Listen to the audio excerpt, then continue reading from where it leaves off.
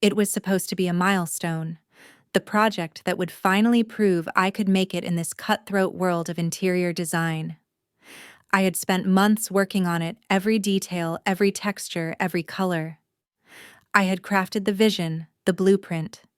It was mine. The office was buzzing that day, the kind of energy that only came when something big was on the horizon. The team had gathered around the table talking excitedly about the new project. We had just wrapped up the final meeting with the client, an upscale boutique hotel in the heart of Chicago. It was a dream, a project that could launch my career. I think we all agree, Olivia has some fantastic ideas to present my boss, Daniel said, as he looked around the room, nodding at everyone's approval. I smiled politely. My eyes flicked toward Olivia.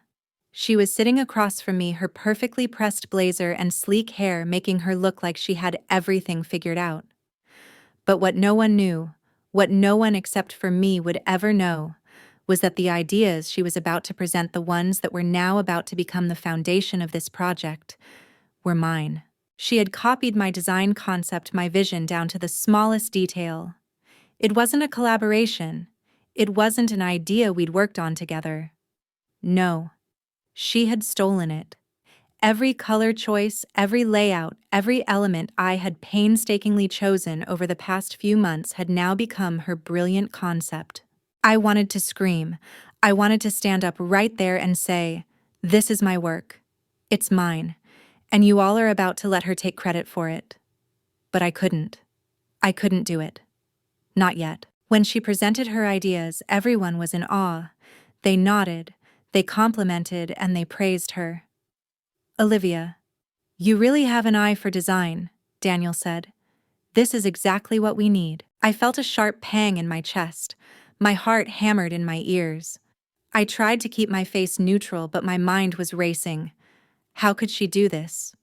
How could she betray me like this? But there it was, the truth. She was about to get the credit I deserved, and I was about to watch her take the credit for my vision. I was angry. I was devastated. And I felt like everything I had worked for had just been torn out of my hands. But in that moment, as the approval poured in, something inside me shifted. This was no longer just about a project. This was about justice. This was about reclaiming what was mine. I couldn't let it go. I couldn't let her win. And so the plan began to form. The plan to expose her, to show the world who had truly created this design. But first I needed proof. It took me 3 days to gather myself. 3 days of feeling angry, betrayed, and defeated. But during those 3 days, a fire inside me started to burn, a need for justice that I couldn't ignore. Olivia had gotten away with it, but she wouldn't for long. I would make sure of that.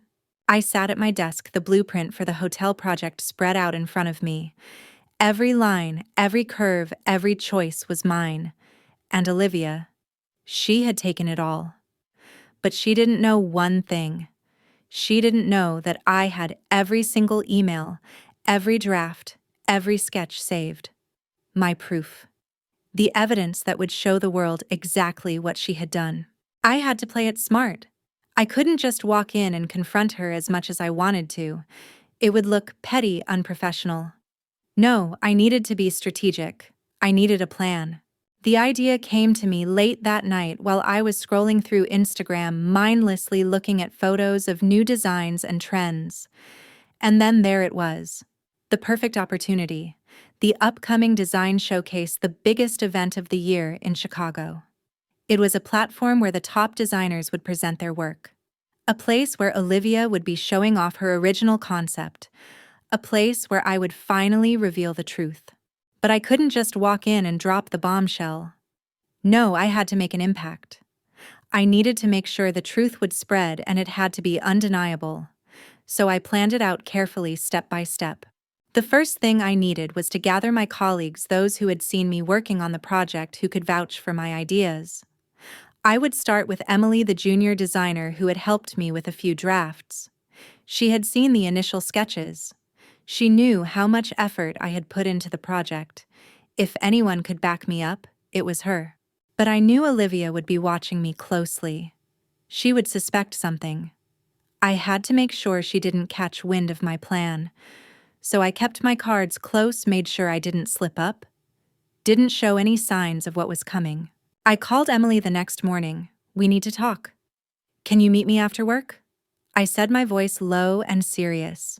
Of course, Emily replied, sounding a little concerned. Is everything okay?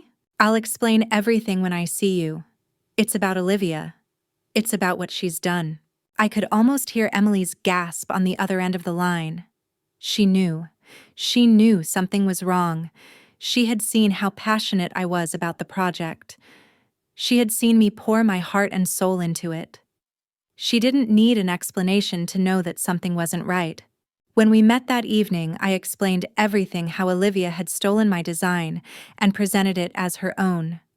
I showed Emily the drafts, the emails, the sketches, proof of everything. Her face twisted in disbelief, then in anger. That's unbelievable, Emily said, shaking her head. You have to expose her. You can't let her get away with this. I'm going to, but I need your help, I said. We need to make sure this doesn't just stay between us. We need to show the world what she's done. Emily nodded. I'm in. But what's the plan? I smiled a slow, determined smile.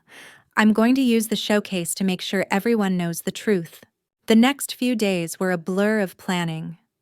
Emily and I worked late into the night compiling everything I had, the designs, the emails, the correspondence. We had to make sure everything was airtight. Olivia had played a dangerous game, and now it was time to turn the tables. I was ready. But as I stared at the showcase invitation sitting on my desk, I felt a wave of doubt. This could ruin my career. If this went wrong, if Olivia twisted the story, if she played the victim, I could be the one who looked petty, unprofessional. Was I really prepared for this? I pushed the doubt away. Olivia had made her choice, and now I had to make mine. I couldn't let her win. Not like this. And with that, I knew there was no turning back. The day of the showcase arrived faster than I expected, and I could feel the tension building in my chest with each passing hour. The air inside the grand exhibition hall was thick with excitement. Designers and artists from all over the world had gathered in this prestigious space to present their work. The room buzzed with conversation, the sound of heels clicking against the polished floor, and the hum of cameras clicking to capture the masterpieces that surrounded us. I took a deep breath as I walked into the venue. The smell of fresh paint, wood, and leather filled the air. This was supposed to be my moment. But it wasn't just about showing off my talent, it was about proving a point. It was about exposing Olivia for the fraud she was. I couldn't help but feel the weight of the world on my shoulders. The eyes of every designer, every critic, every potential client were going to be on me today. I had to get this right. One wrong move and Olivia could twist the narrative in her favor, make me out to be the jealous one. I couldn't afford that. As I walked past the first few displays, I noticed Olivia's booth set up in the corner, a small crowd already gathered around her presentation. My stomach churned. She stood there perfectly poised, explaining her original design concepts to a group of interested buyers. She had no idea what was coming. No idea that her carefully crafted image was about to crumble. I found Emily, who was already busy talking to a couple of people near the back of the hall. It's time, I said, my voice barely above a whisper. Emily nodded, a determined look in her eyes. You've got this. I'll handle the backup. I gave her a small smile, trying to push the nerves aside. Thanks, I muttered before turning to face the stage at the front of the room. The podium, the spotlight, the large screen waiting to display the project of the hour, all of it was waiting for me. And I was about to use it to expose the truth. I took the microphone, my hands slightly trembling, and the room fell silent. The spotlight hit me, and for a brief moment I could hear nothing but the pounding of my own heart in my ears. Ladies and gentlemen, thank you for joining us today. I began, my voice steady, but my insides were on fire. Today, I want to show you not just a design concept, but a story about passion, about hard work, and about something I believe every designer should know: integrity. I paused for effect, watching the crowd lean in.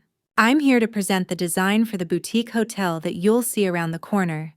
It's a project that I've worked tirelessly on. But I've also been involved in something else. Something that's been weighing heavily on me.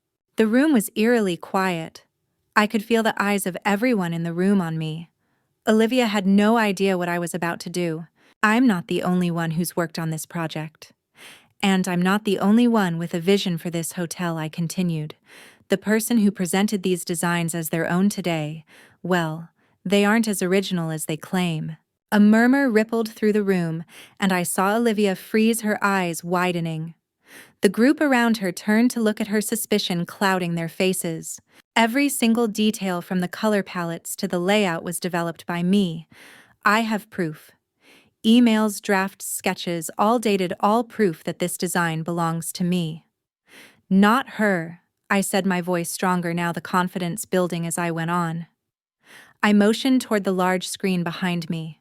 The screen flickered and I began to play the slideshow of my original work, starting from the earliest sketches, the conversations we'd had, the designs that were mine long before Olivia ever took them. The crowd watched in silence as the truth was laid bare. Image after image, email after email. And then I saw Olivia's face change. She looked around, trying to find a way out, trying to put on a brave front. But it was too late.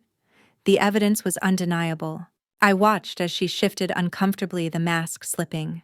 But before she could say anything, the crowd began to murmur.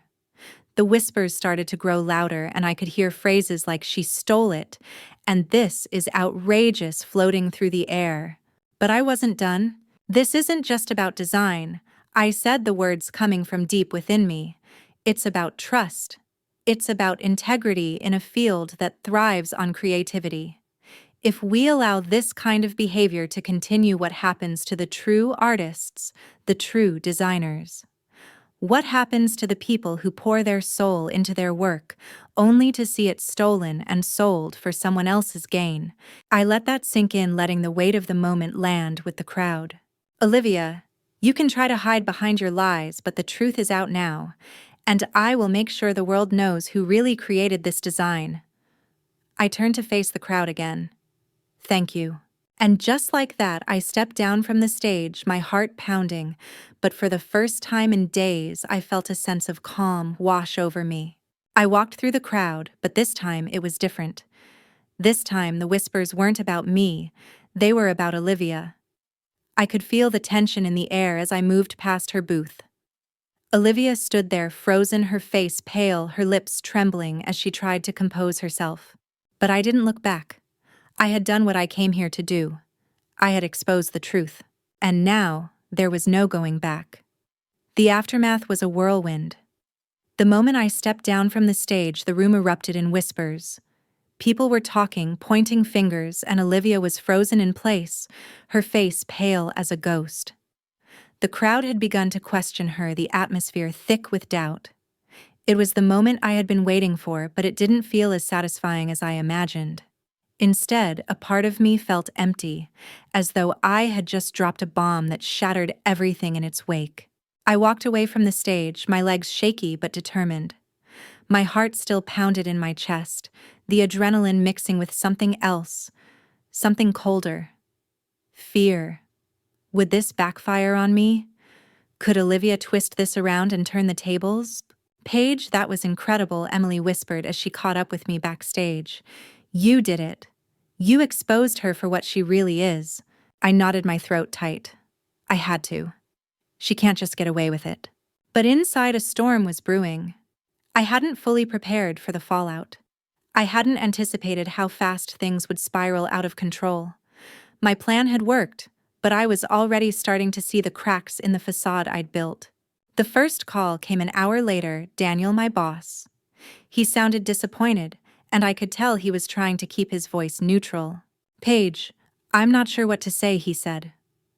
"I respect your decision to stand up for yourself, but the way you handled this, it's left a lot of people uncomfortable.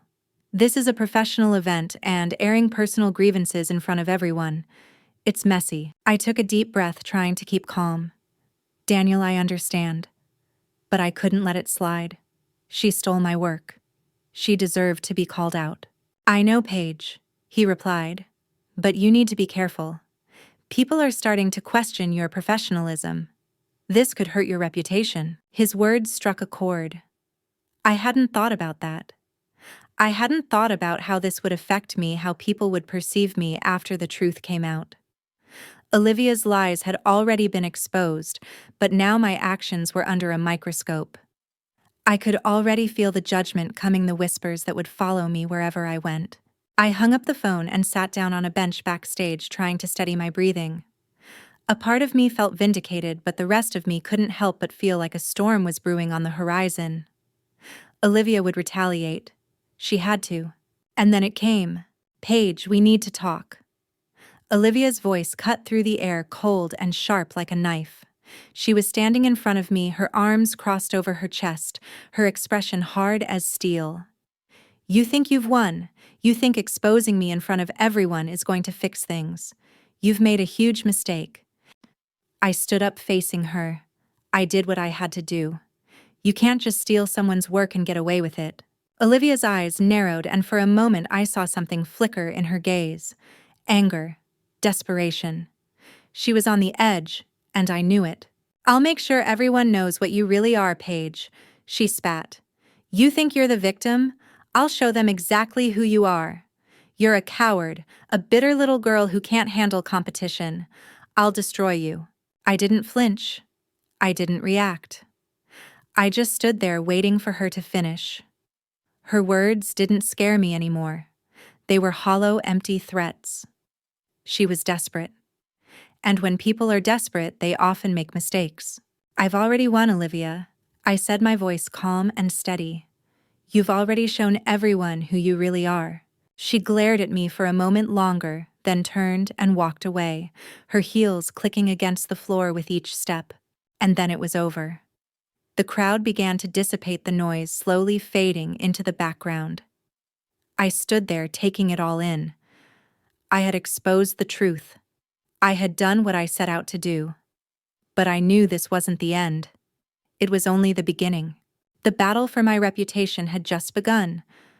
But this time, I wasn't going to let anyone take away what was rightfully mine. Not Olivia. Not anyone. The days that followed were a strange mixture of silence and chaos. On one hand, the buzz from the showcase was still ringing in my ears, the whispers of Olivia's betrayal echoing around the design community. But on the other hand, the real consequences were just beginning to unfold. It didn't take long for Olivia to start spinning her version of events. As expected, she painted herself as the victim. She was being unfairly attacked by someone who couldn't handle competition. She called me petty, jealous, and a disgruntled designer trying to tear down her career. I could hear the lies in every word, but I couldn't ignore the fact that people were starting to believe them. She had turned the narrative, and now it wasn't about her stealing my work, it was about me trying to destroy her. The worst part, I was starting to feel like I was losing control of the situation. Olivia had powerful connections, and they were using their influence to sway the conversation in her favor. Some of the top designers were starting to distance themselves from me, and whispers of my unprofessionalism were spreading like wildfire. I knew I couldn't just sit back and wait for this storm to pass. If I wanted to protect my reputation, I had to act fast. So I reached out to a few of my closest allies, people who had been with me through thick and thin, people who knew the truth. People who wouldn't be swayed by Olivia's charm or influence. First on my list was Sarah, a senior designer who had been in the industry for over a decade. She had seen everything from the highest highs to the lowest lows. If anyone could help me get back on my feet, it was Sarah. We met at a quiet cafe away from the noise of the office and the endless gossip. "Sarah, I need your help," I said, my voice steady but desperate. "Olivia's trying to turn everyone against me. She's manipulating the narrative, and it's working." Sarah took a sip of her coffee, her brow furrowed. "I know, I've heard the rumors. But Paige, you're not alone in this. You have supporters, people who know the truth. We just need to find a way to make sure the right people hear it." I nodded, grateful for her support. "I've got the proof. The emails, the drafts, everything. I can't just sit here and let her ruin my career. Then don't, Sarah said, her voice fierce. Fight back. We'll take this to the media if we have to. People need to know what she's done. You don't let someone like Olivia win. I left the cafe with a renewed sense of purpose. Sarah had given me the courage I needed to take the next step. I wasn't going to let Olivia destroy me, not without a fight. The next morning, I reached out to a journalist I had worked with before, a friend of mine who had covered the design world extensively. I knew she could be trusted, and I knew she had the platform to help me expose the truth. But as soon as I sent that email, something changed. A knot formed in my stomach, and I couldn't shake the feeling that I was about to cross a line. I had fought so hard to get to this point to expose Olivia, but was this the right way? Would going public with everything make me look like I was just as petty as she accused me of being? I shook off the doubt. The truth was on my side, and I couldn't let Olivia win no matter how much it hurt. The phone call came later that afternoon. Paige, I got your message, my journalist friend said. I think we've got a story, but be warned, once this is out, there's no going back. I took a deep breath. I'm ready. Let's do this. The next few days felt like an eternity.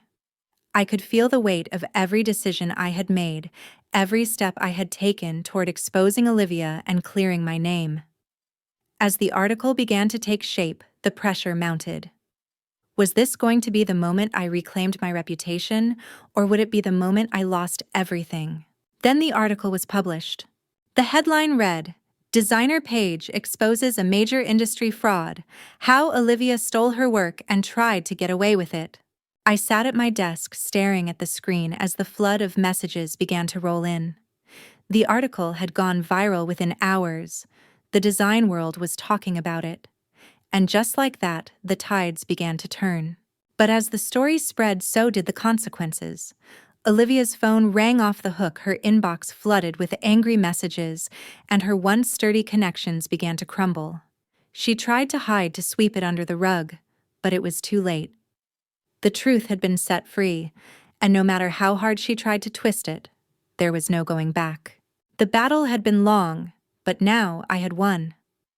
The days after the article dropped were a blur of messages, interviews, and phone calls. Olivia's carefully constructed world was crumbling around her, and no matter how hard she tried to salvage it, the truth had taken root and spread like wildfire.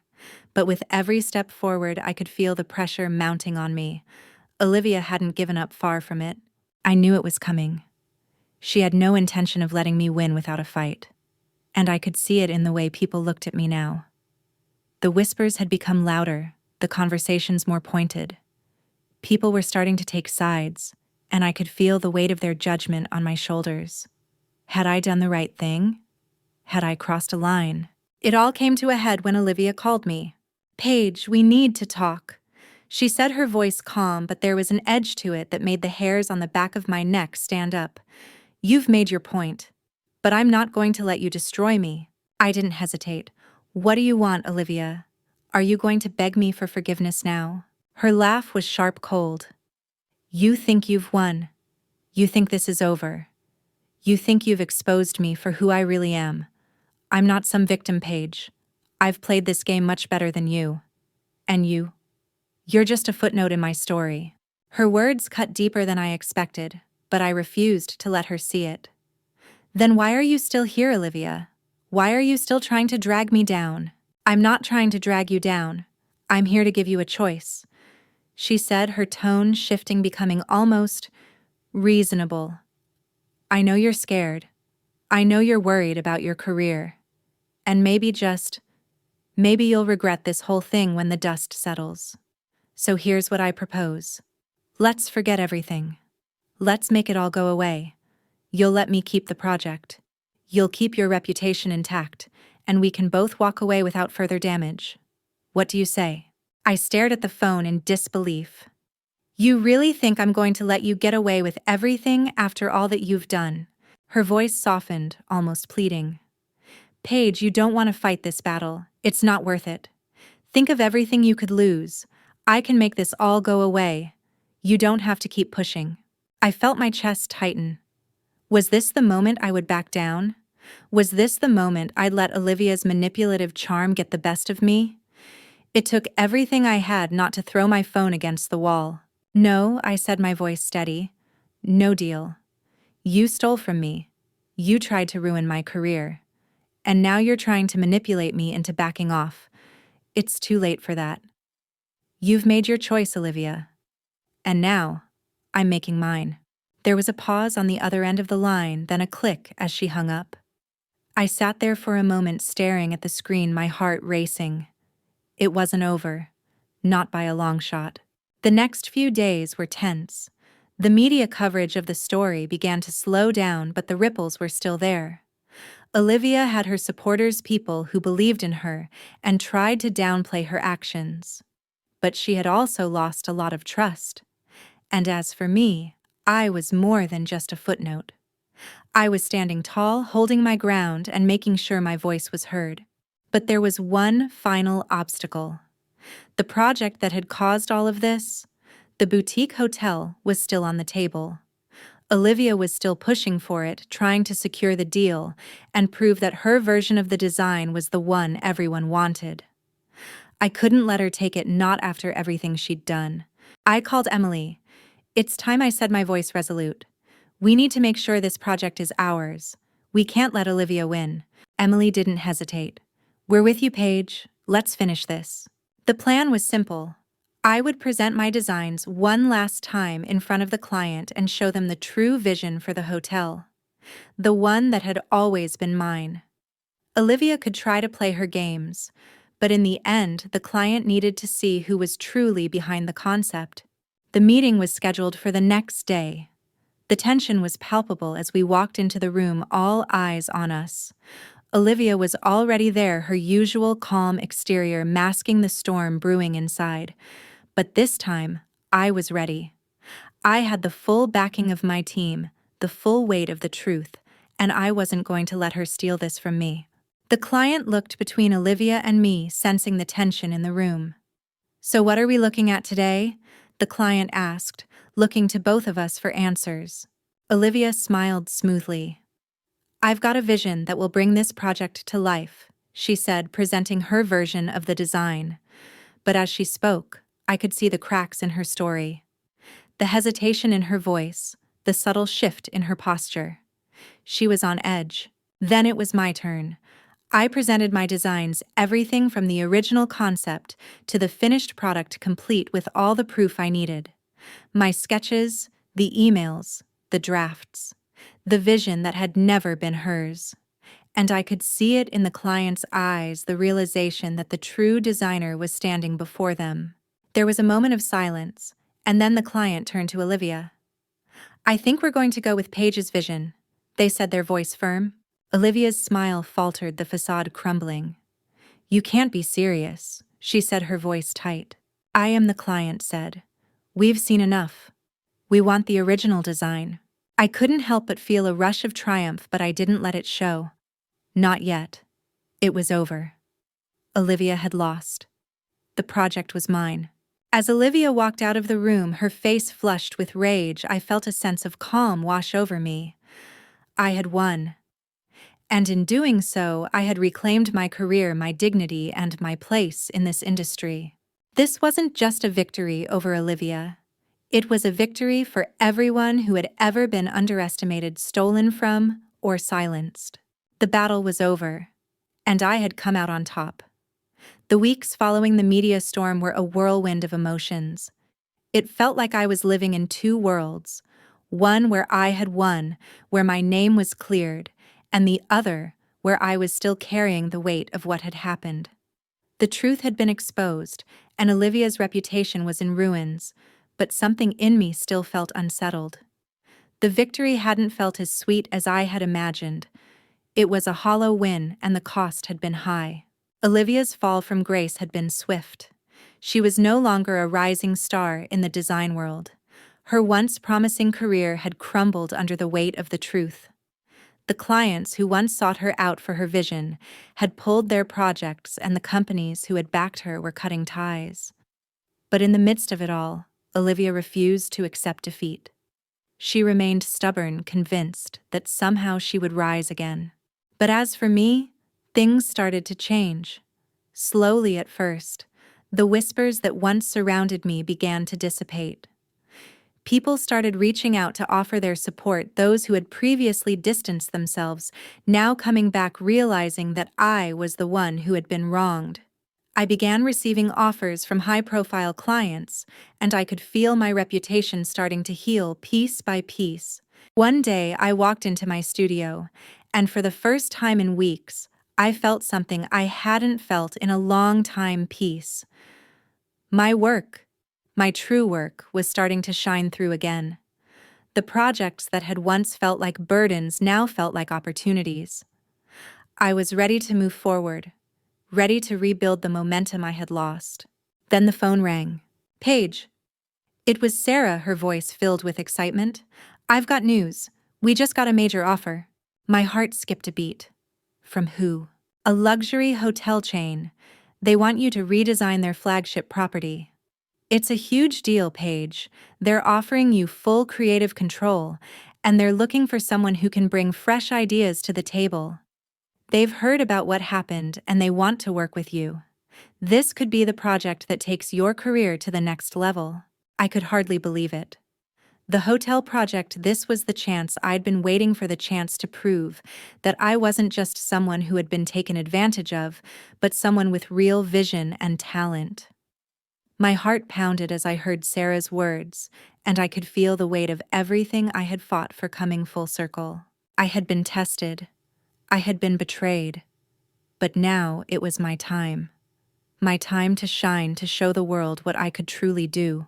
As I sat down at my desk, my mind racing with possibilities, I realized something important. The struggle had changed me. I wasn't just an interior designer anymore. I was someone who had fought for what was right, someone who had faced the darkness and come out stronger. The victory wasn't just in the projects, in the contracts, or in the recognition. It was in the strength I had gained along the way. The phone call ended, but the weight of the moment stayed with me. I could hear the faint sound of Olivia's voice in my mind, but it no longer had the power it once did.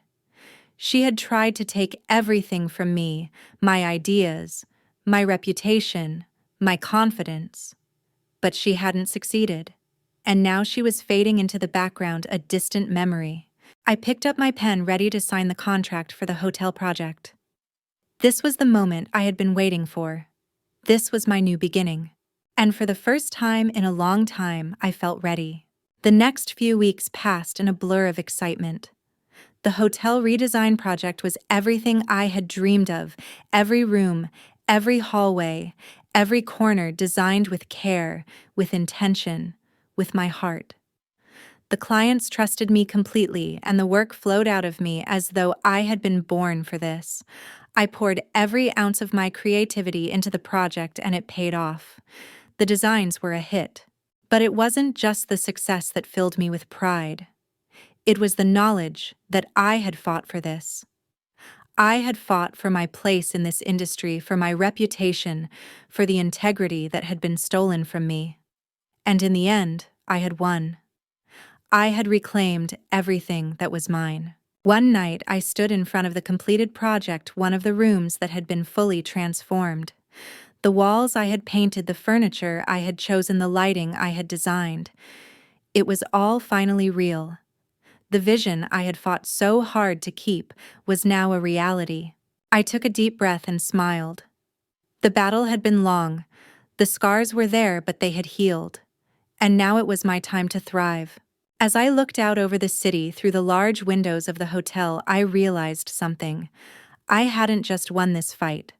I had won myself back. The days following the signing of the hotel project contract felt surreal. The ink was barely dry on the paperwork, and already I was deep into the design process, pouring everything I had into making this project my masterpiece. I could feel the weight of my past battles fading away, slowly replaced by the excitement of this new challenge. Every meeting, every phone call, every sketch was a reminder of how far I had come. But as the project progressed, so did the challenges. It wasn't long before I ran into roadblocks that tested my patience, my skills, and my resolve. One of the most difficult hurdles was the construction team. They were good at what they did, but they were used to working with a certain type of designer, someone who didn't push boundaries, someone who was willing to compromise for the sake of simplicity. And my designs, they were far from simple. "We can't just add more color to this wall," one of the lead contractors said, gesturing at my renderings. "It'll clash with the rest of the room." I stared at him, my fingers tightening around my pen. "You don't understand. The colors are meant to complement the space. They're meant to evoke a feeling of warmth, of intimacy. This isn't about blending in. It's about making a statement." He raised an eyebrow, clearly skeptical. "It's risky. We'll have to redo a lot of work if we go with this." "I'm willing to take that risk," I replied firmly. The moment he walked away, I felt the weight of the challenge pressing down on me. It was one thing to fight for my designs in front of Olivia, but now I had to fight for them in every meeting, every decision, every step forward. This wasn't just about creativity, it was about trust. The contractors had to trust me, the clients had to trust me, and most of all, I had to trust myself. As the weeks passed, the project began to take shape. The walls, once bare, were now alive with color. The furniture, once plain, now had personality, each piece a reflection of the concept I had envisioned. The lighting started to glow, casting shadows and highlights in all the right places. It wasn't perfect. There were still setbacks, still moments where I questioned whether I was on the right track. But it was mine. And that was enough. Then one evening, as I walked through the site, a sense of pride washed over me. The space was coming to life. The client was happy, the team was on board, and for the first time in a long time, I felt like I was exactly where I was supposed to be. That's when I received the call from the client's CEO. "Paige, we've been getting so much positive feedback from the staff and customers about the redesign.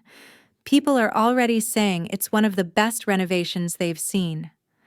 I just wanted to thank you for everything. You've truly transformed this place." My heart swelled. This was it. The validation I had been craving, not just from the outside world, but from myself. I had fought for my designs, for my vision, and now I was seeing it come to life in a way that no one could deny. But as I hung up the phone, I couldn't shake the feeling that something was missing. Sure, the project was a success, and the recognition was amazing, but deep down, I knew this wasn't the end of my journey. There was still something I was searching for. Something I hadn't quite figured out yet. The next day, as I sat in my office reviewing the final plans for the hotel, I received a message. It was from Emily. "I think it's time we talked about what's next." I smiled to myself. Emily had been with me every step of the way, and I knew she was the one person who truly understood what I was going through. She had seen me at my lowest and cheered me on at my highest. It was time to talk about the future, to talk about the next chapter. I picked up my phone and called her. "What do you have in mind?" I asked, excitement building in my chest. "I've been thinking," Emily said. "You've proven yourself here. You've taken back your career. But I think you're ready for something bigger. I think it's time for you to start your own design firm." The words hung in the air for a moment, and then a smile spread across my face. I had thought about it before, but the fear of failure had always held me back. But now I felt ready. "I think you're right," I said, my voice steady. "It's time to take the next step. Let's do it." And just like that, the next chapter of my journey began. The battle for my reputation had been long and hard, but now it was time for me to take control of my future. To create something that was entirely my own. I could feel the excitement building as I hung up the phone. This was it. The new horizon I had been waiting for. The future was mine for the taking. A few months later, I was sitting in a sleek new office, the walls lined with designs, the air buzzing with energy. My own design firm had officially launched, and the world was watching. It wasn't easy. There were challenges, setbacks, and moments of doubt. But with each project, each client, I knew I was on the right path. And as the years went on, I built something incredible, something that was truly mine. As I looked out the window of my new office, I couldn't help but smile. I had come so far. From being betrayed and losing everything to building a thriving business that was entirely my own. I had proven to the world and to myself that I was more than just the sum of my battles. I was a force to be reckoned with. And as the sun set on the skyline, I knew this was just the beginning. The months that followed were both exhilarating and overwhelming. The firm was growing faster than I had anticipated. We had secured several high-profile projects each, more challenging and rewarding than the last. The pressure was constant, but I thrived under it. Every design, every client meeting, every sleepless night felt like a step forward.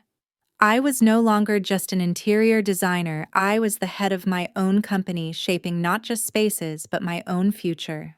But with success came new challenges. I had to manage a team, keep the clients happy, and still find the time to create designs that were true to my vision. It wasn't easy, but I had learned from my past struggles. I had learned that nothing worth having came without sacrifice. And while I was tired, I felt more alive than ever before. One afternoon, as I sat in my office going over the plans for a new luxury apartment complex, my phone buzzed. It was an unknown number. "Hello," I answered, wondering who it could be. "Paige," a familiar voice said, and I immediately tensed. "It's Olivia." I was silent for a moment, unsure how to respond. Olivia. After everything, after the lies, the betrayal, the public humiliation, she was calling me. I took a deep breath and steadied my thoughts. "What do you want, Olivia?" I asked, my voice calm but guarded. "I know we've had our differences," she said, her voice a little softer than I expected. "But I think it's time we talked. I've been doing some thinking and I realize now that I made a huge mistake. I'm sorry for everything I did to you." I was taken aback. This wasn't what I had expected. Olivia apologizing. After everything, my mind raced as I tried to process her words. "I don't need your apology," I said, my voice steady. "What you did to me can't just be fixed with a few words." "I understand that," she replied, and for the first time I heard sincerity in her voice. "But I want to make things right, Paige. I know I can't undo the past, but I want to try and make amends. I've learned a lot over the last few months. I've been struggling to rebuild my career, and I realize now how much I let my ego take over." I paused, considering her words. Part of me wanted to slam the phone down and end the conversation right there.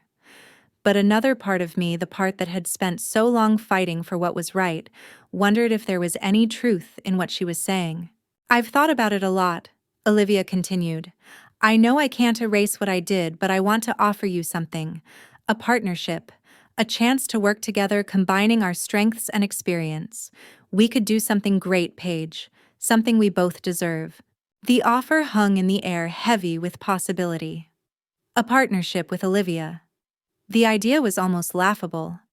But then something inside me shifted. Maybe this was the next chapter I needed. Not to forgive her, but to prove that I was in control of my own future, not just as a designer, but as a person who had fought through it all and come out stronger. "I'll think about it," I said after a long pause. "But don't expect me to forget what you did." "I understand," Olivia replied. "Thank you, Paige. I'll leave you to think it over." The call ended, and I sat there in stunned silence, trying to process everything. Olivia's offer was a wild one that seemed impossible to accept after all the damage she had done.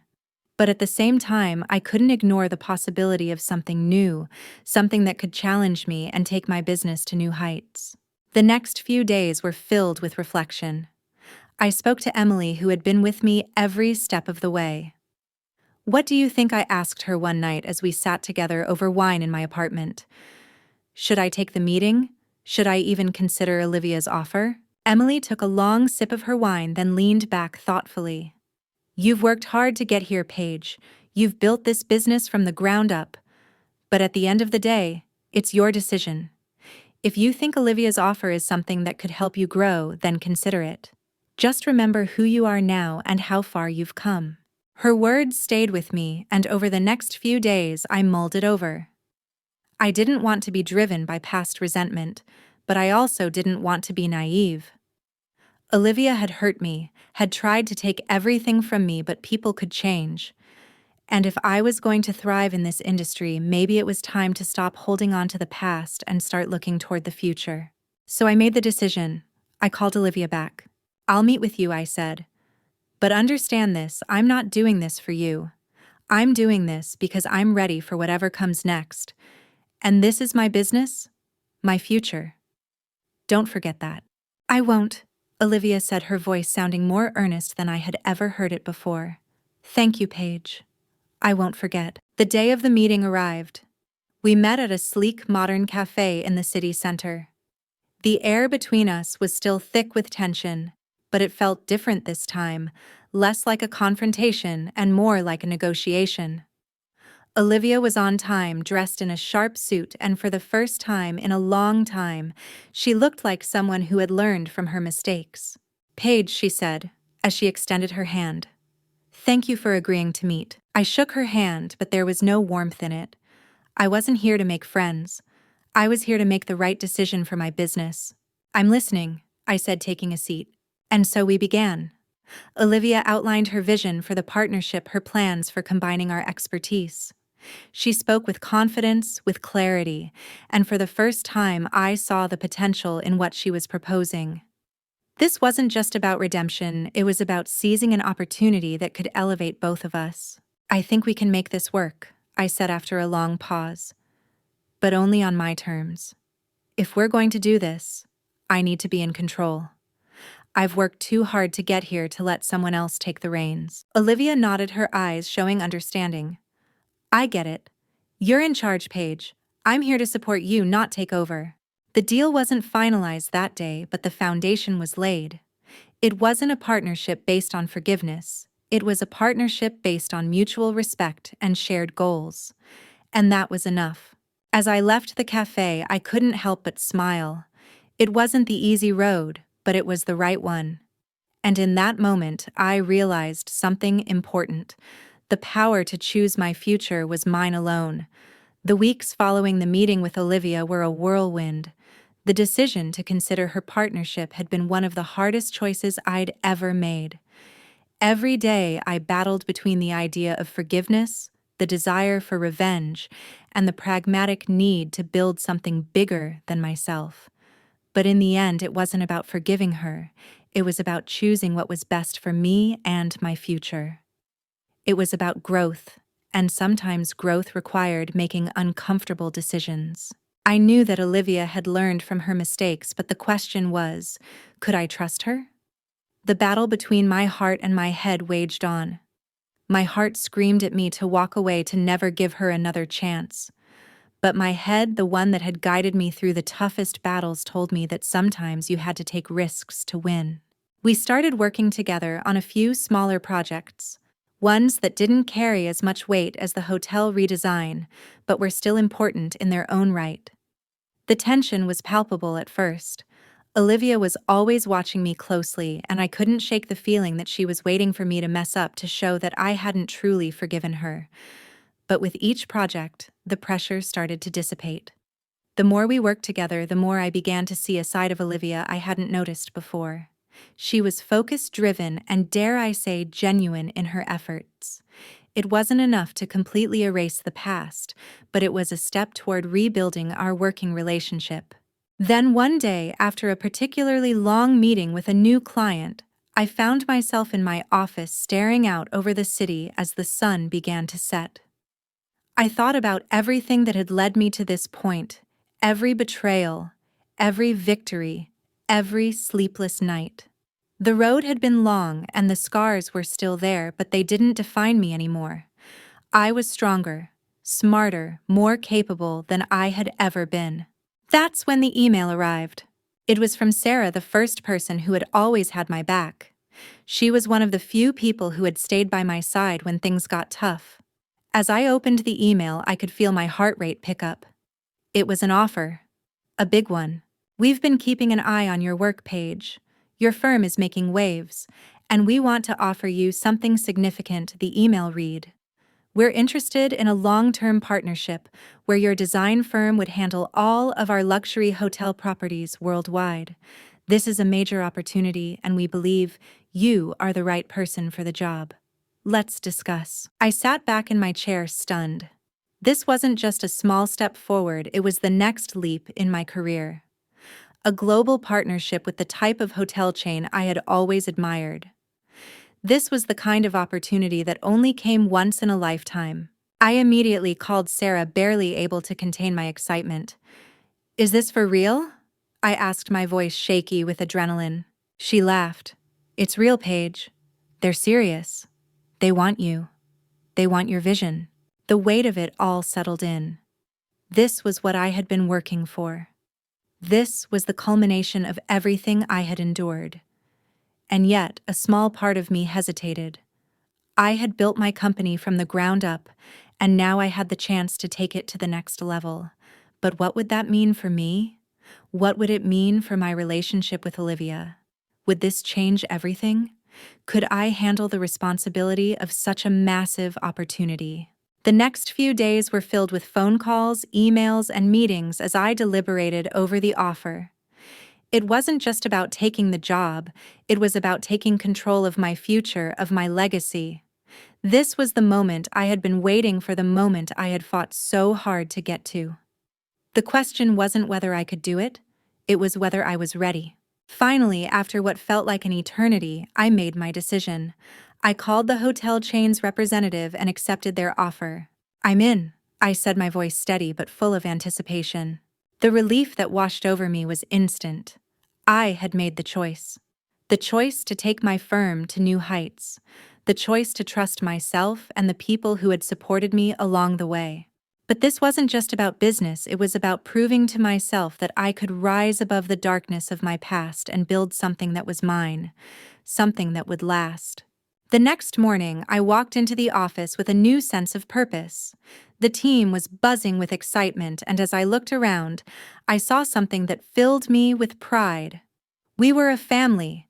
We had been through so much together, and now we were on the brink of something bigger than any of us had ever imagined.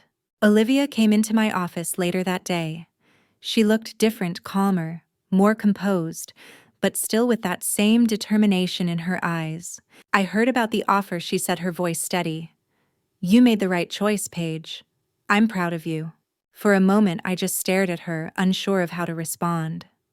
The past between us still lingered, but in that moment, I realized something important. I had let go of the bitterness. I had moved on. Olivia may have been a part of my journey, but she was no longer my story.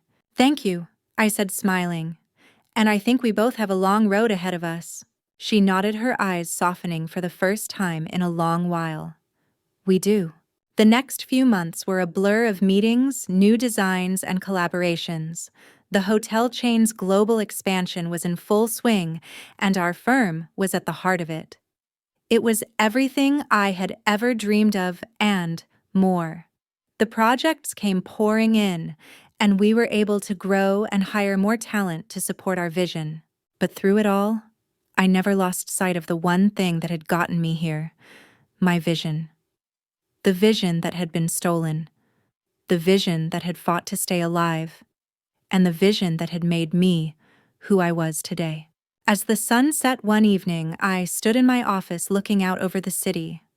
My firm was thriving, and my legacy was beginning to take shape. The battles were behind me, but the journey had only just begun. I had proven to myself that I could rise above the odds, that I could take control of my destiny. And in doing so, I had created something that would last. A firm built on integrity, creativity, and the belief that anything was possible as long as you were willing to fight for it. The future was mine for the taking. The partnership with Olivia was a slow burn. The work we were doing together was still in its early stages, and I wasn't sure what to expect. Would this work out? Would we be able to put our differences behind us and actually build something meaningful? Or would it all implode, just like everything had before? In the beginning, every meeting felt like a test. There was still tension in the air whenever Olivia and I were in the same room. But over time, something unexpected happened. We began to complement each other. Olivia's strengths, Her sharp business sense, her ability to network and pitch ideas blended well with my design vision and the creativity I brought to the table. She had learned to respect my vision, and I had learned to trust her judgment. We weren't friends, not by any means, but we were collaborators, partners even. We took on a series of new projects, each one bigger than the last. The hotel chain was just the beginning. Soon our firm was recognized as one of the top interior design companies in the city, and we began to get calls from high-end clients from around the world. My dream of building something bigger than myself was finally coming true. But with success came even greater challenges. Olivia's reputation, while repaired in some circles, still had its scars. It didn't help that some of the designers in the industry still whispered behind her back. But instead of backing down, Olivia leaned into the tension. She became more vocal, more assertive in pushing back against those who doubted her. I admired her resilience. She had proven to herself and to me that she could rise above her past. One morning, as I sat in my office looking over designs for a new luxury resort in Bali, Olivia walked in. She was holding a folder in her hands, and I could see the excitement in her eyes. "I think it's time we talk about expanding," she said, setting the folder down on my desk. "We've done well in Chicago, but why stop there? Let's go global." I looked up from my work, intrigued but cautious. "What are you thinking?" She smiled, a spark in her eyes. "I'm thinking about opening up a branch in Europe. We're getting international inquiries, and I think it's time to take the next step. We can do it, Paige. We've built something incredible here. Now let's build it everywhere." I leaned back in my chair, considering her words. A global expansion was a big step. It meant more work, more risk, and more attention. But it also meant more opportunities, more projects, more recognition. It was exactly what we needed to cement our place in the design world. "I'm in," I said, a slow smile spreading across my face. "Let's make it happen." The next few months were a whirlwind. We scouted locations in Paris, London, and Milan. We put together a team to handle the new branch, and before we knew it, we were opening our first international office in Paris. The work was grueling, but there was a sense of excitement in the air. Every design I worked on, every client I met felt like another piece of the puzzle falling into place. By the time we launched the Paris office, our firm had grown exponentially. We had expanded into multiple cities, and our brand had become synonymous with luxury and cutting-edge design. Clients trusted us because we delivered, because we cared. And with every project we took on, I knew we were shaping the future of design, not just for ourselves, but for the generations of designers who would follow in our footsteps. But even with all the success, I still felt the weight of the journey, the late nights, the battles, the doubts. It hadn't been easy, and it still wasn't. But as I stood in the lobby of our Paris office watching the team work and the clients come and go, I realized something important. I had built this from nothing. With hard work, determination, and the unwavering belief that I deserved to be here, I had created something that would last, a legacy. And as I watched the sunrise over the Paris skyline, I knew that my journey had only just begun. The months that followed were filled with more growth, more challenges, and more triumphs. But through it all, I never lost sight of what was most important.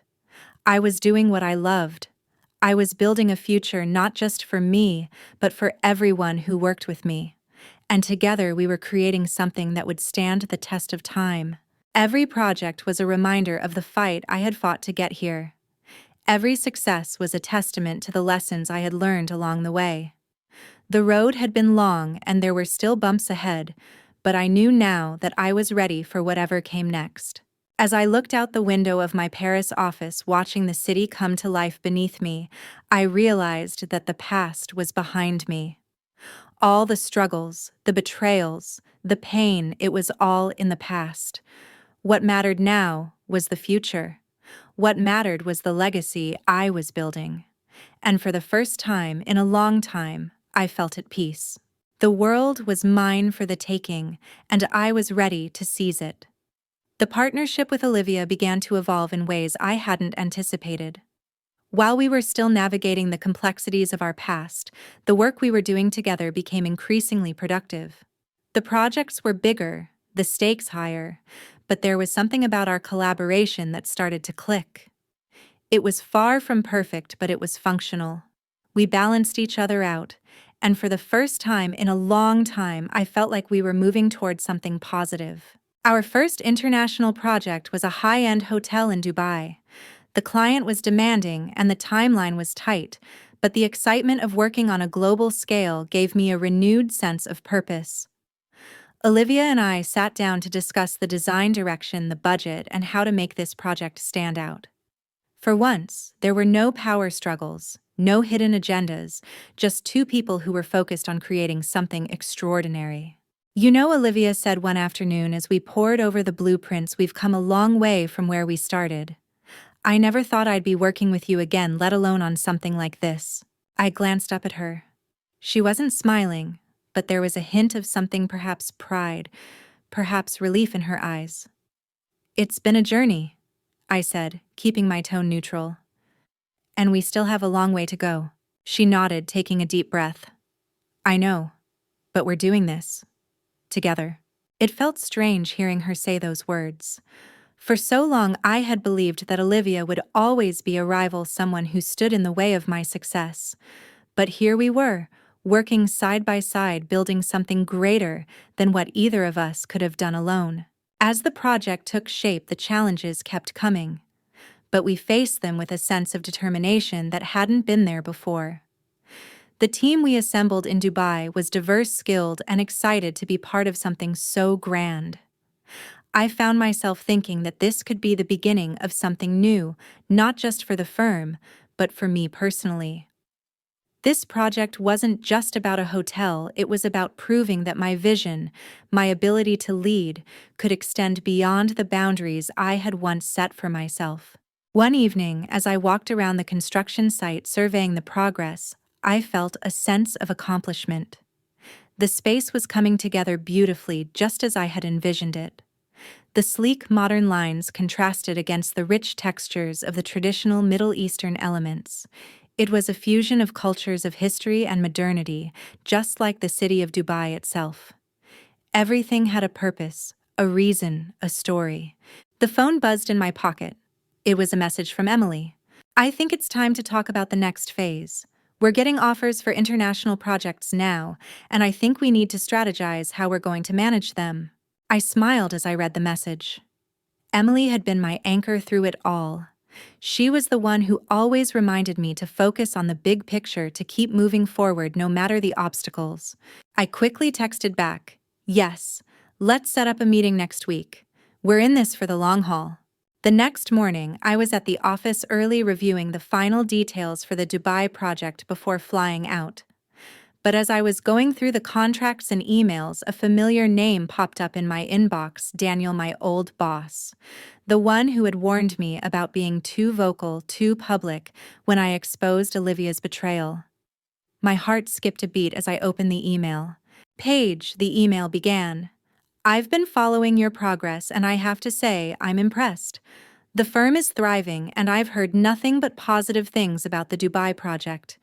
You've really turned things around for yourself. I wanted to reach out and offer you something." I sat up straighter as I read on. "I'm looking to retire soon, and I've been considering the future of my own firm. I've been impressed with the way you've handled everything, and I'd like to discuss the possibility of merging our companies. We could combine our resources, our client base, and our talent to create something even bigger. Let me know if you're interested." My mind raced as I processed the email. A merger with Daniel's firm. It was an unexpected offer and one that made my heart beat faster. It was a chance to expand, to move even further into the global market, but it also meant giving up some control. It would be a partnership, a collaboration on a scale I hadn't yet considered. I sat back in my chair, staring at the screen, contemplating the decision. I had worked so hard to build my own brand, to carve out a place for myself in this industry. But a merger with Daniel's firm would open doors I hadn't even imagined. It would give us the resources to compete on a global scale to bring our designs to the most prestigious markets in the world. I thought about Olivia, about the way we had learned to work together, how our collaboration had pushed me to grow. I thought about Emily, who had always encouraged me to take risks. And then I thought about the future. It was time to take another step forward, to continue building, to expand beyond the limits I had set for myself, to embrace the challenges and the opportunities that lay ahead. I picked up my phone and dialed Olivia's number. "Olivia," I said when she picked up, "I've received an offer. Daniel wants to merge our companies. It's a big move, and I need to talk it through with you. We have a choice to make." There was a long pause on the other end. Finally, Olivia spoke. "A merger? That's huge, Paige. What do you want to do?" "I think it's the next step," I said, my voice steady. "But I need you in this with me. We've come this far together. We can't do this alone." She was quiet for a moment. "Let's do it," she said finally. "Let's build something even bigger." I smiled to myself as I ended the call. The future was uncertain, but for the first time in a long time, I was excited about what was to come. I was no longer just surviving in this industry, I was ready to lead it, to define it, and to make my mark on the world once and for all. The decision to move forward with the merger was a monumental one, and I couldn't help but feel the weight of it settle heavily on my shoulders. There were so many moving parts, contracts, negotiations, and, most importantly, the potential to transform my company into something larger than I had ever imagined. Daniel's firm was established with decades of experience and a large network, but I had built something from the ground up. This merger would require a delicate balance of trust, vision, and power, and I knew that it wasn't going to be easy. The days after the decision were filled with late-night calls, back-and-forth emails, and countless meetings. Olivia and I worked together to map out the plan outlining how the merger would be structured, what each of us would contribute, and how we could combine our strengths to move forward. We had learned to work together over time, but now the stakes were higher than ever. We were in the final stages of the deal when the first real test came. It was a massive project, an iconic development for a high-profile client in New York City. The design was cutting-edge, pushing boundaries in a way I had never done before, and I could feel the pressure mounting. This would be the project that either made or broke the merger. The client, a real estate mogul who had a reputation for being difficult and demanding, had made it clear that only the best would do. We were up against the biggest names in the industry, and if we wanted to prove ourselves, we had to deliver something revolutionary. I knew it was going to take everything I had. Olivia and I spent days working on the concept, poring over every detail. There were moments when I felt the weight of the task before me was insurmountable. The pressure to impress both the client and the stakeholders in the merger was almost suffocating. Would our vision be enough? Would it push us to the top? Or would it reveal that we weren't ready for this level of responsibility? One evening, as I sat alone in my office surrounded by design sketches and blueprints, I felt a wave of doubt wash over me. I had faced so many challenges in my career, but this was different. This was the test. The test to see if everything I had worked for, everything I had built, could truly withstand the pressure. That's when Olivia walked in. "You've been quiet all day," she said, leaning against the doorframe. "What's going on?" I didn't look up. "I'm not sure we're ready for this. This is huge, Olivia. If we mess this up, it could cost us everything." She walked into the room and sat down across from me, her expression thoughtful. "Paige, I get it. But this is exactly why we're doing this. You've built something incredible. You've fought through every battle and come out stronger. This is just another step. We're ready for this. We have the vision. We have the drive. And we have each other."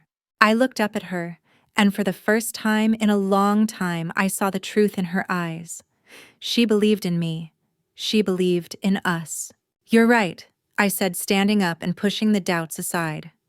"We can do this." The next few weeks were a blur. The team was working around the clock, refining the design, ensuring every element was perfect. Olivia and I spent countless hours in meetings talking through every detail, every decision.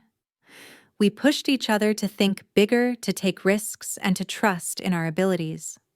The work was exhausting, but it was also exhilarating. Then the day of the presentation arrived.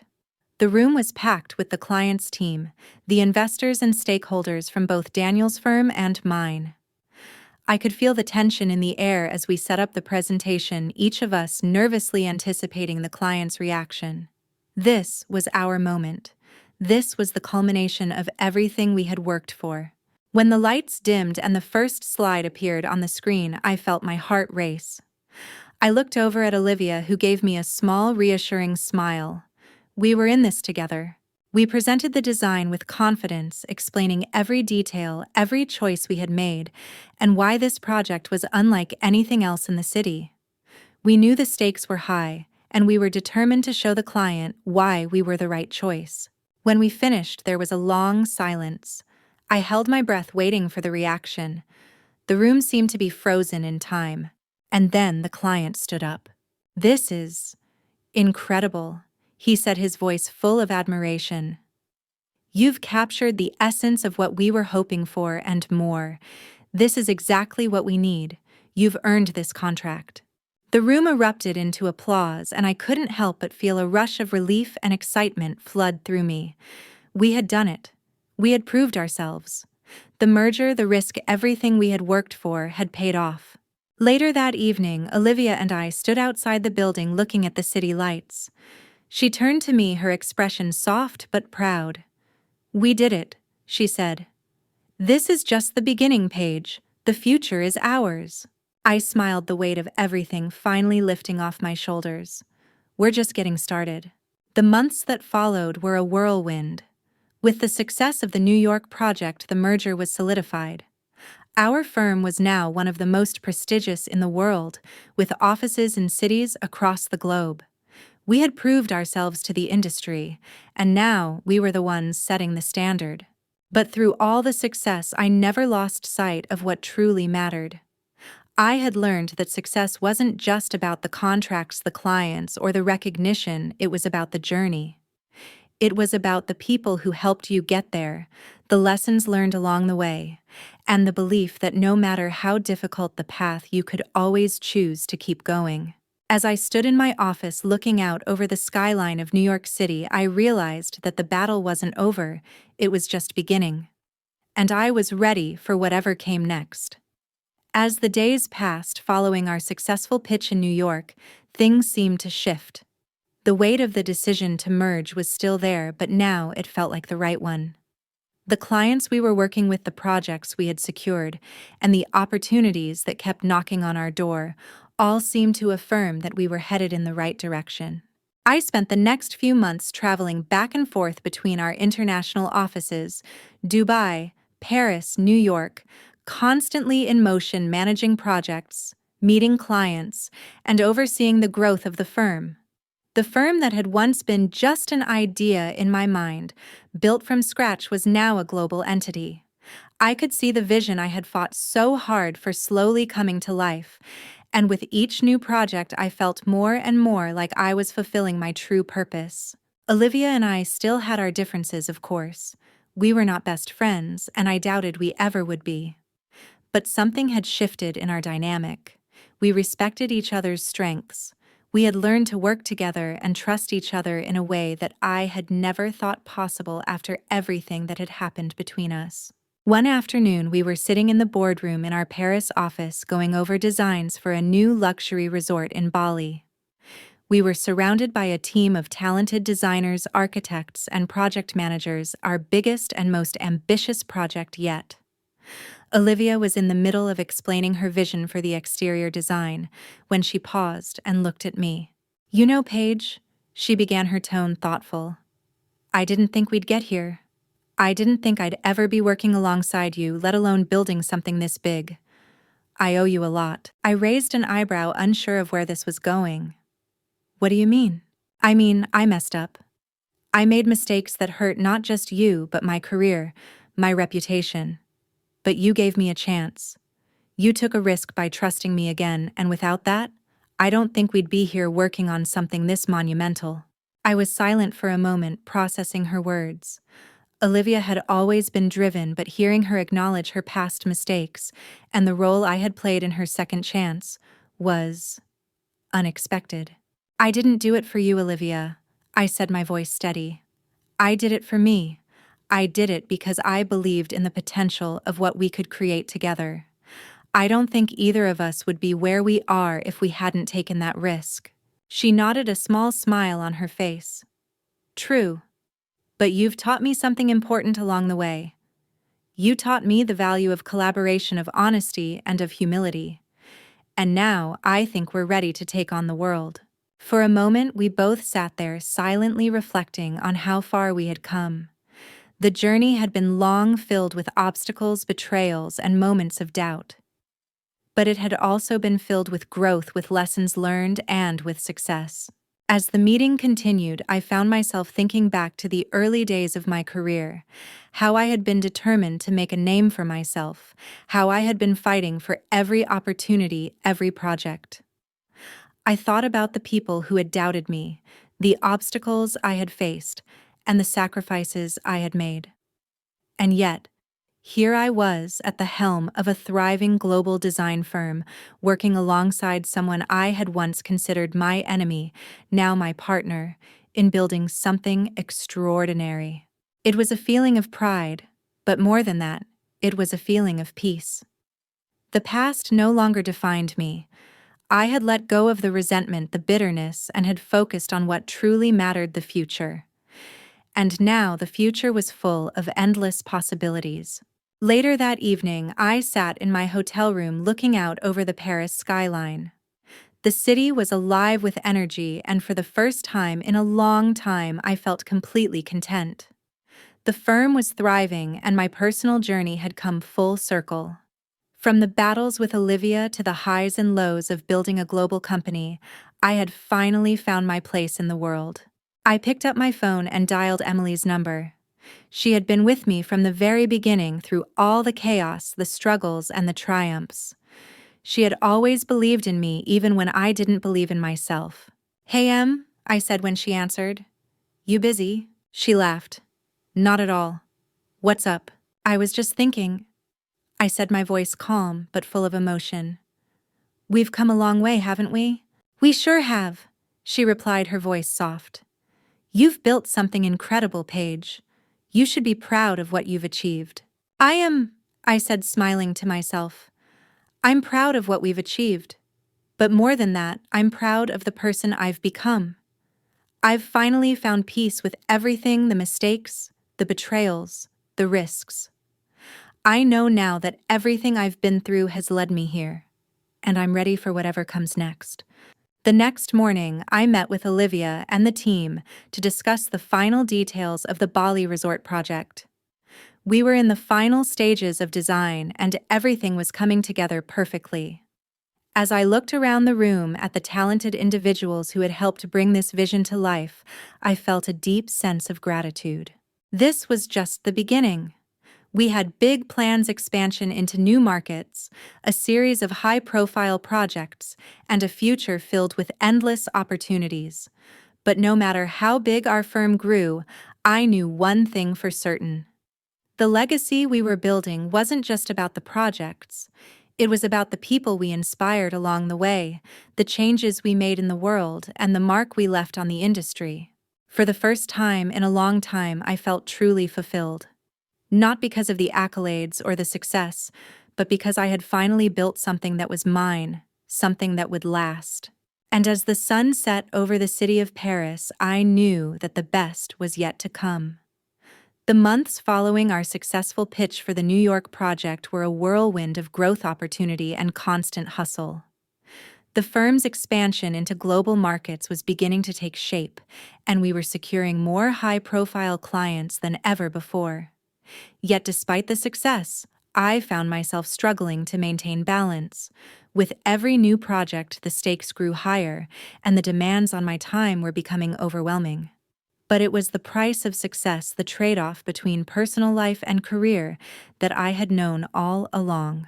One evening, as I sat at my desk going over the final designs for a high-end resort in the Maldives, I felt the weight of exhaustion sink in. The endless meetings, the constant travel, the pressure to always be at the top of my game, it was all starting to take its toll. But I pushed those thoughts aside. I had a team that depended on me, clients who trusted me, and a vision that needed to be executed. The success I had worked so hard for couldn't be abandoned now. That's when the email arrived.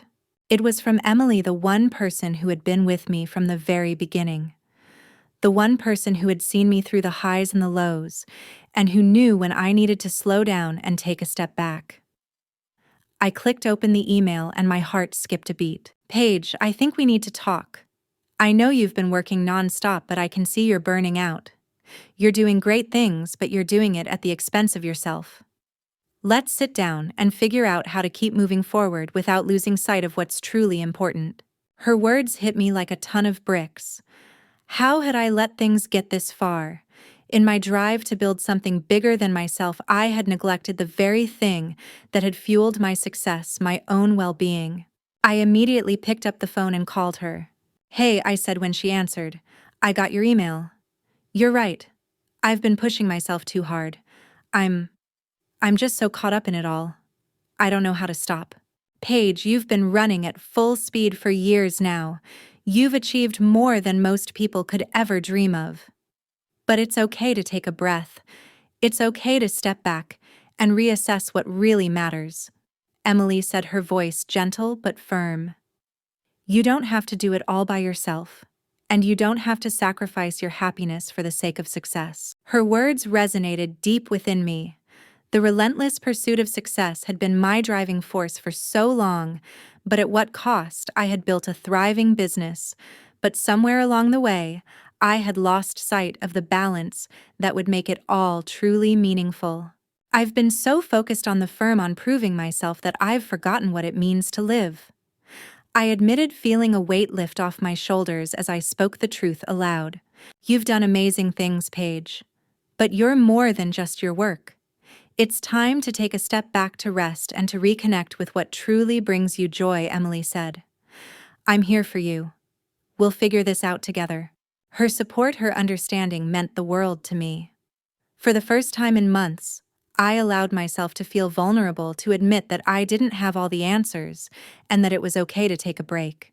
The next few weeks were a time of reflection. I took time off, stepping away from the firm and the projects I had been consumed by. I spent time with friends, reconnected with my passions, and allowed myself to simply be. I didn't have to be on all the time. I realized that I could be successful, but I could also be at peace with myself. During this time, I found a new clarity. The idea of building a legacy, of creating something lasting, was still important to me. But I realized that the most important thing was creating a legacy that I could be proud of, one that didn't come at the expense of my personal happiness or relationships. The business would continue to grow, but I had to make sure I was growing alongside it, not burning out in the process. As I returned to work, I felt refreshed, reinvigorated.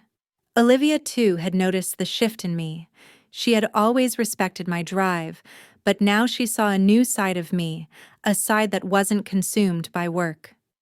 We continued to build the firm, but with a new understanding of the importance of balance.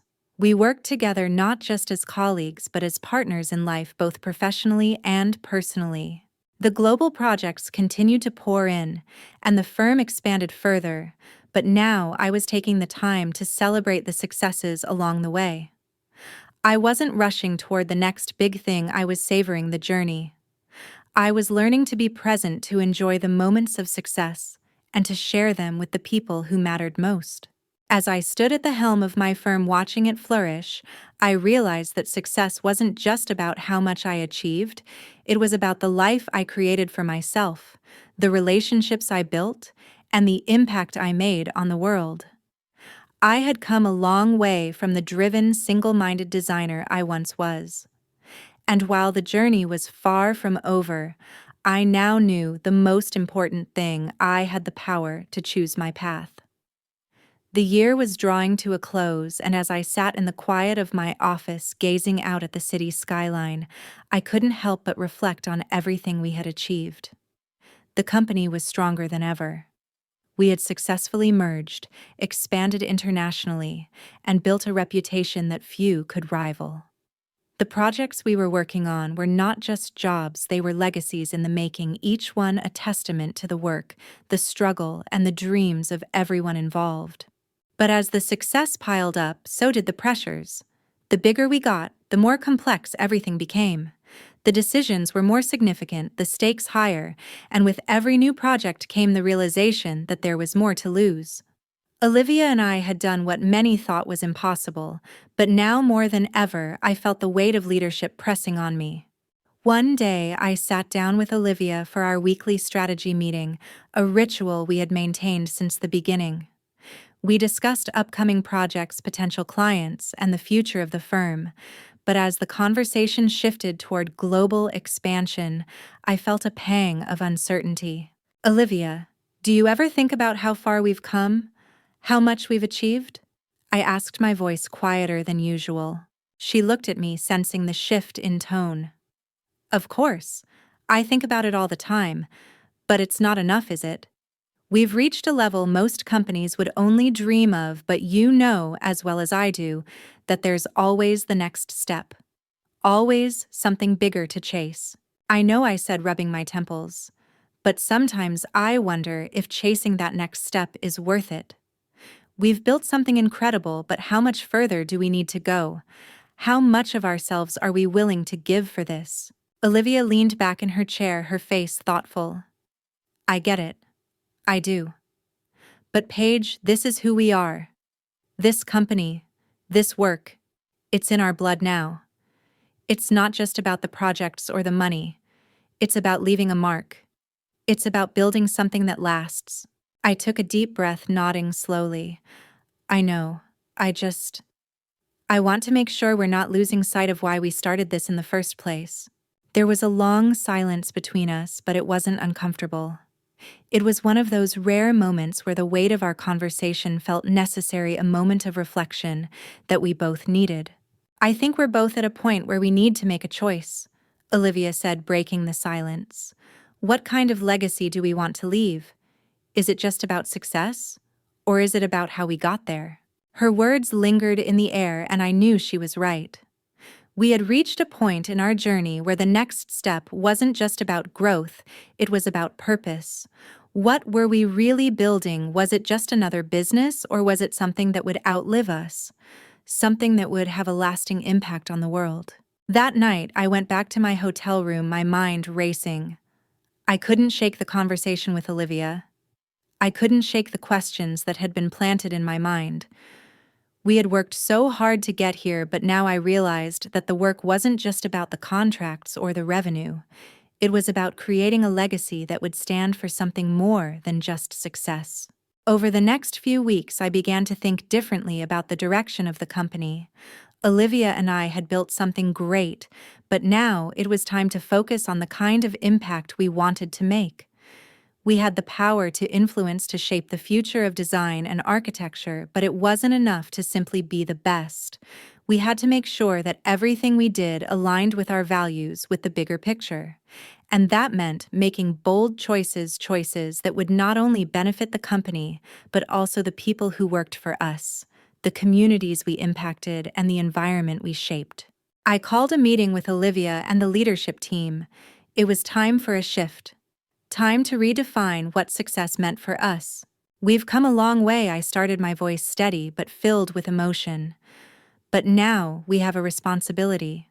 We have the opportunity to create something that's bigger than us, something that will last, something that will impact the world. It's not just about the work we do. It's about how we do it. It's about giving back, about sustainability, about creating designs that not only impress but inspire. Olivia looked at me, her expression softening as she listened. I agree. It's time for us to focus on making a real difference. The legacy we leave shouldn't just be in the buildings we create, but in how we shape the world. The team was silent for a moment, processing the shift in direction. But then one by one they nodded in agreement. They had seen what we had accomplished, and now they were ready for something more. Over the next year, we began implementing changes that would redefine the firm's mission. We took on projects with a focus on sustainability, integrating eco-friendly designs and practices into every aspect of our work. We started a scholarship program for aspiring designers from underprivileged backgrounds, giving them the resources and opportunities they needed to thrive. We partnered with organizations that worked to address social issues and incorporated those causes into our designs. It wasn't easy. Change never is. There were setbacks, moments of doubt, and challenges we hadn't anticipated. But with each project we completed, I saw the vision coming to life. I saw the impact we were making not just on the industry, but on the world. We were building something that would stand the test of time, not just because of our designs, but because of the values we put into every decision. As the years passed, the firm grew, not just in size, but in reputation. We had become leaders in sustainable design, and our projects were sought after, not just for their beauty, but for the positive impact they had on the environment and the communities they served. We had created a legacy, one built on integrity, creativity, and the belief that design could change the world. And as I looked out over the skyline from the top floor of our new office, I realized something important. The future wasn't just about the next project or the next big deal. It was about how we lived our lives and how we used our success to create something that mattered. The choices we made every day were shaping the world one design at a time. The world was ours to shape, and I was ready for whatever came next. After that conversation with Olivia, things began to change for me. The weight of what we were building, the impact we could have on the world, it all began to settle in, and I knew we had to make sure our legacy was something more than just a successful business. We had already created a brand that people recognized and admired, but what really mattered was how we were using that success to influence the world around us. I couldn't shake the idea that we had the potential to do more than just create beautiful spaces, more than just satisfy the demands of wealthy clients. Our company could be a force for good, a company that not only excelled in design, but also prioritized sustainability, inclusivity, and giving back. I had always believed in the power of design to change lives, but now I saw it as a tool to reshape the world in a much broader sense. Over the next few months, I dedicated myself to exploring how we could shift the direction of the company toward these values. We started implementing sustainable practices in every project we took on, from using eco-friendly materials to incorporating green spaces and renewable energy in our designs. We also began working with local communities, offering our expertise to design affordable housing and community spaces that could have a lasting impact. Olivia was on board from the start. She had always been a forward thinker, and now, with the realization that we had the power to use our influence for good, she was fully invested in the vision of creating a company that wasn't just successful, but also responsible. One afternoon, as we were reviewing a new project proposal, Olivia looked up from the plans and said, "Paige, this is it. This is the next chapter. We're not just designing buildings anymore. We're creating environments that have purpose, that support people and the planet. I think we're finally building the legacy we've always wanted." I looked at her, feeling a sense of pride wash over me. This was the vision I had always wanted, but I had never fully articulated it until now. It was about more than design. It was about creating spaces where people could thrive, spaces that would enrich communities and promote a healthier, more sustainable way of living. With this new purpose guiding us, we began attracting clients who shared our vision. Major corporations and nonprofit organizations approached us with opportunities to work on projects that aligned with our values. But it wasn't just about landing big clients. It was about making sure that every project we took on aligned with our mission. One project that stood out was a collaboration with a nonprofit focused on urban regeneration. We were tasked with redesigning a neglected area of the city, transforming it into a vibrant, sustainable community space. It was one of the most challenging projects we had ever undertaken, but it also turned out to be one of the most rewarding. We were able to incorporate green building techniques, renewable energy solutions, and public art to create a space that not only served the community, but also inspired others to think about how design could create positive change. As the project came to completion, I stood in the middle of the space looking at the people who had gathered there. Children played in the parks, families walked through the open-air markets, and artists showcased their work in the galleries we had built. The energy in the air was palpable, and I felt a sense of fulfillment I had never experienced before. This was what success looked like. But it wasn't just the physical transformation that mattered. It was the way this project had brought the community together, the way it had sparked conversations about sustainability and the future of urban living.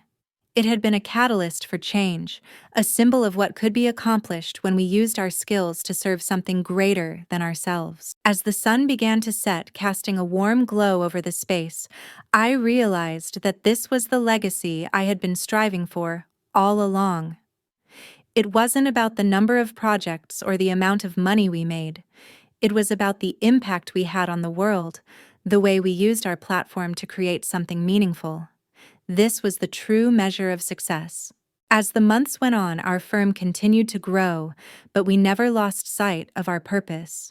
We expanded our initiatives in sustainability, social responsibility, and community outreach, always making sure that our work was aligned with our values. We became known not just for the quality of our designs, but for our commitment to leaving a positive mark on the world. There were still challenges, moments of doubt, financial hurdles, and difficult decisions to be made. But every time we faced a setback, I remembered the projects that had touched lives, the communities we had impacted, and the legacy we were building. It was a reminder that no matter how difficult the road, we were on the right path. One evening, as I sat in my office looking at the city below, I thought about how far we had come. From the early days of building my career to overcoming betrayal, to now leading a company that was changing the world, it had been a long journey. But it was a journey I wouldn't trade for anything. I picked up my phone and texted Olivia. "I think we've done it. This is the legacy we've always wanted. We're building something that matters." Her reply came almost instantly. "We are, and we're just getting started." And as I looked out at the city lights, I realized that she was right. This was only the beginning. The world was waiting for us to continue making a difference, to keep pushing boundaries, and to keep building a legacy that would last for generations. As I sat in my office overlooking the city, I couldn't help but marvel at how far we had come. The firm was thriving, and we had built something extraordinary. But as much as I was proud of what we had accomplished, I also knew that success in its truest sense wasn't just about what we built, it was about the impact we made on the world around us. Over the last few years, we had made a conscious effort to embed social responsibility into everything we did. From designing sustainable, eco-friendly buildings to creating spaces that nurtured communities, we had become a leader in the movement for purpose-driven design. But the work didn't stop there. We were actively giving back to the communities we served, donating time, resources, and expertise to causes that mattered. We had just completed a major project in a low-income area where we had transformed an abandoned block into a vibrant, thriving community space. The response from the community had been overwhelming. Families were now able to gather in public parks. Children had safe places to play, and small businesses were given a chance to thrive in an environment that fostered collaboration and connection. It was these moments that reminded me why we had started in the first place. It wasn't just about designing buildings that were beautiful or innovative. It was about creating spaces that made people's lives better, spaces that brought people together, that encouraged growth, and that left a positive mark on the world. As I reflected on the impact we were making, my thoughts drifted to the future. We had accomplished so much, but there was still so much more to do. The world was changing rapidly, and with that change came new challenges: environmental crises, social inequality, the need for more inclusive spaces. It was clear that our work was far from finished. In fact, it was just beginning. I picked up my phone and dialed Olivia's number. She answered after a few rings, her voice calm but warm. "Paige, what's on your mind?" I was just thinking. I began about everything we've built, the legacy we're creating. But I also realized that we've only scratched the surface. There's so much more we can do, Olivia. So much more we need to do.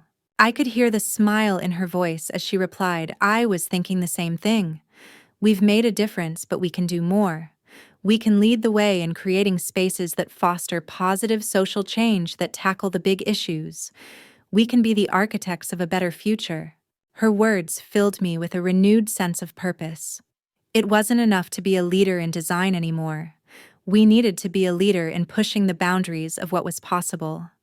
We needed to be the ones who inspired change, who used our work to fight the challenges the world was facing.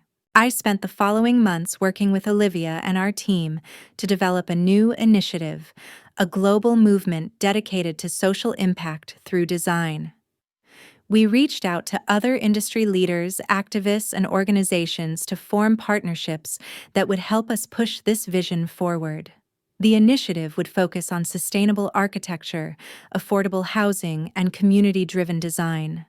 Our goal wasn't just to complete projects, it was to change the way people thought about design, to make design a tool for solving global problems. We launched the initiative at a global summit in New York, where we gathered architects, designers, and social innovators from around the world. The response was overwhelming. People from every corner of the globe were eager to join us in this movement. It felt like the beginning of something monumental. One of the most rewarding aspects of this initiative was seeing how it inspired the next generation of designers. We started a mentorship program for young architects and designers who were passionate about making a difference. We partnered with universities and design schools to provide scholarships and internships for students from underrepresented communities. We gave them the tools, the opportunities, and the mentorship they needed to succeed. As the initiative gained momentum, I found myself constantly inspired by the creativity and passion of the people we were working with. Together, we were not just designing buildings, we were designing a future, a better, more inclusive future. We were using our expertise to create spaces that would change lives, and in doing so, we were becoming the architects of a new world. But even as our movement grew, I never lost sight of what mattered most to the people we were working with and the lives we were impacting. It wasn't about the accolades or the recognition. It was about knowing that we were doing something that truly mattered. One evening, as I walked through one of our newly completed community spaces, I watched as a group of children ran across the playground laughing and playing. Their energy was infectious, and as I stood there, I realized something important. This was why we did it. This was what it was all about. Creating spaces that allowed people to live their best lives, to feel safe, to thrive. And I knew that no matter where life took me next, I had already accomplished something that would last.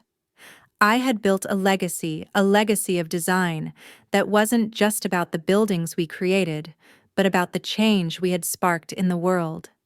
And as I looked out at the horizon, I realized that the journey wasn't over yet. There was still so much more to do, so much more to create. The future was ours to shape, and together we would continue to build a better world. The journey we had taken to this point had been nothing short of extraordinary. From the early days of struggling to make a name for myself to dealing with betrayal, and then finding success on my own terms, each step had taught me something invaluable. But now, as we entered a new phase, I realized that the true measure of success wasn't about how far we had come, but about how we could continue to grow, innovate, and give back to the world. We had spent years building a brand that was recognized for its luxury, sophistication, and impeccable design. But the truth was, it had never just been about the buildings we created or the clients we served. It had always been about something more. It was about building something that would last, something that would change lives, something that would leave a mark on the world. And I had come to realize that leaving a mark wasn't just about doing great work, it was about doing the right work. It was about using the platform we had built to make a difference, to inspire others, and to create a legacy that would endure long after we were gone. One evening, as I sat in the office reflecting on everything we had done, Olivia came in holding a portfolio of new projects. She set it down on my desk, a thoughtful look in her eyes. "Paige," she said, "these projects, they're big, they're exciting, but they also represent everything we've worked for. They represent our values, our commitment to creating spaces that matter." I looked at the portfolio, each project more impressive than the last, each one a step closer to realizing the vision we had set out for. I felt a surge of pride, but I also knew that these projects weren't just about recognition or success, they were about something deeper. "I think we've built something incredible," I said, looking at Olivia. "But I don't want to stop here. I want to make sure that everything we do from now on reflects who we are, not just as designers, but as people who care about the world. We've got the chance to leave a legacy that goes beyond design. It's about shaping the future." Olivia nodded, her eyes lighting up with agreement. "Exactly. We've always had the ability to change the way people think about design. Now it's time to make sure we're using that power to do the right things, to influence the industry, to influence society." That conversation marked the beginning of a new chapter for us. We decided to push even further in our mission, to not only create beautiful, functional spaces, but also to use our expertise to tackle pressing global issues. We launched new initiatives to bring sustainable design to the forefront of every project, focusing on reducing carbon footprints, increasing energy efficiency, and using materials that were better for the planet. We became advocates for more equitable access to design, using our work to support underserved communities and create affordable housing solutions in urban areas. We also launched a foundation dedicated to providing scholarships, mentorship, and resources for aspiring designers from diverse backgrounds. It became our way of giving back, of ensuring that the next generation of creators had the tools they needed to succeed. As the projects continued to roll in, I realized how much impact we were having. From the work we were doing in communities to the way we were shaping the future of design, it was clear that our mission had evolved into something far greater than I had ever imagined. We weren't just building structures, we were shaping the world one space at a time. It wasn't always easy. There were setbacks, delays, and moments of doubt. But every time we faced an obstacle, we found a way through it by staying true to our values and our vision. We knew that what we were building was bigger than just a company. It was a movement that was changing the way people thought about design, about space, and about their place in the world. One day, as I walked through one of our newest projects, a community center in a historically underfunded neighborhood, I saw firsthand the impact of our work. Children were playing in a safe, vibrant space, families were gathering together, and small businesses were thriving. It wasn't just a building, it was a space that was alive with energy, with possibility, with hope. I stood there for a long moment, taking it all in. This was what it was all about. This was the mark we were leaving on the world. The legacy we were creating wasn't just in the structures we built, it was in the way those spaces transformed lives, empowered communities, and inspired others to do the same. Our work had the power to change the world, and we were only just getting started. As I walked away from the project, my heart full of pride, I knew that our journey wasn't over. There were still so many more places to go, so many more lives to impact, and so much more we could do. The future was full of endless possibilities, and we were ready to take it on one design at a time. As I stood at the window of my office watching the sun rise over the city, I realized how much had changed in such a short period of time. The firm had become a global leader, but it was more than just a business, it was a movement. We had redefined what success meant to us. We had used our skills, our creativity, and our resources to make a difference. We had created something that not only would last, but would inspire others to follow in our footsteps. But even as we celebrated our achievements, I knew that the real work was just beginning. We had started a legacy, but it was one that would require constant attention, nurturing, and growth. It wasn't enough to simply rest on our laurels. The world was evolving, and with that evolution came new challenges and new opportunities. We had to stay ahead, adapt, and continue pushing the boundaries of what was possible. In the past, I had always been focused on the next project, the next big idea, the next milestone. But now I found myself thinking about the long-term impact of our work. It wasn't just about the buildings we created or the clients we served. It was about the people we impacted, the communities we helped, and the changes we inspired in the world. The work we were doing was important, but so was the culture we were building within the firm. We had created a team of passionate, driven individuals who were all working toward the same goal: to use design as a tool for social good. We had fostered an environment of collaboration, creativity, and mutual respect. And as much as we had achieved, I knew that the best was still to come. Over the next few years, we expanded our initiatives even further. We launched a series of global outreach programs working with communities that were most in need of our expertise. We continued to design sustainable, inclusive spaces, but now we were also addressing pressing global issues like climate change, poverty, and inequality. We partnered with governments, NGOs, and other organizations to create solutions that would have a lasting impact. And as we grew, I realized that our success wasn't just measured by the number of projects we completed or the revenue we generated. It was measured by the lives we touched, the communities we strengthened, and the change we brought to the world. This was the true measure of our legacy. As I looked back on everything we had accomplished, I couldn't help but feel an overwhelming sense of gratitude. I had come so far from the woman who had once felt alone, rejected, and betrayed. The woman who had struggled to find her place in a competitive industry. I had built a company that was not just about success, but about purpose. I had created something that mattered, something that would outlast me and continue to inspire for generations to come. The journey had been long, and it had been hard, but it had also been filled with moments of joy, growth, and fulfillment. And as I looked out at the horizon, I knew that the road ahead would continue to be filled with challenges. But it would also be filled with opportunities to make a difference, to push the limits of design, and to build a future that was more sustainable, more inclusive, and more just. I had found my purpose, and it was bigger than anything I had ever imagined. It was about using my skills to create spaces that would change lives, to build a legacy that would inspire others, and to leave the world better than I had found it. And as I watched the sun rise higher in the sky, I knew that this was just the beginning.